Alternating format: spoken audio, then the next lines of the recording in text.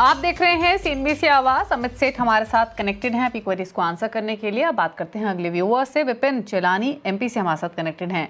विपिन जी नमस्कार, पूछिए अपना सवाल। मैडम मेरे पास डेल्टा क्रॉप के 158 शेयर्स हैं 157 के भाव में, तो इसको क्या करना चाहिए? 6-7 महीने का मेरा व्यू। 157-58 के भाव पे इनके पास डेल्टा कॉर्प के शेयर्स हैं। 65 रुपए का नुकसान, थोड़ा कुछ महीने रुक सकते हैं। अमित क्या सजेशन?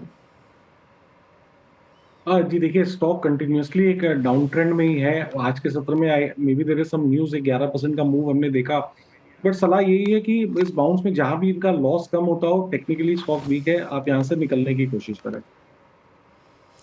चलिए सोशल प्लेटफॉर्म से करते हैं कुछ क्वेरीज को पिक। पहले चलते हैं फेसबुक की तरफ, वहाँ हमें कुछ सवाल मिल रहे हैं।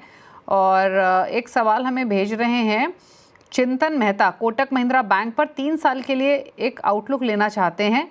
4000 के भाव क्या मिल पाएंगे? 1700 की इनकी बाइंग है। दूसरा स्टॉक इनके पास मुथूट माइक्रो फाइनेंस, यहाँ पर 10,000 शेयर्स हैं, 140 की बाइंग है।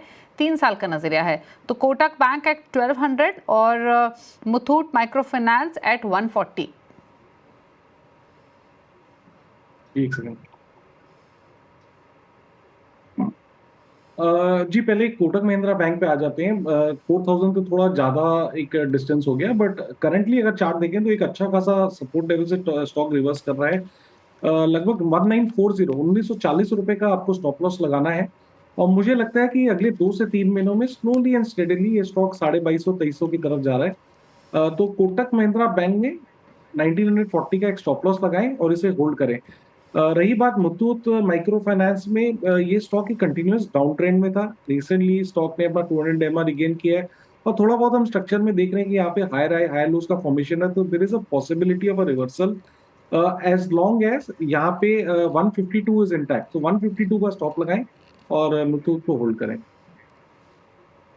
ओके चलिए, तो ये रही सलाह इन दोनों ही स्टॉक्स पर। सवाल इतने ही करेंगे शामिल। कोई क्लोजिंग कमेंट अमित आपकी तरफ से?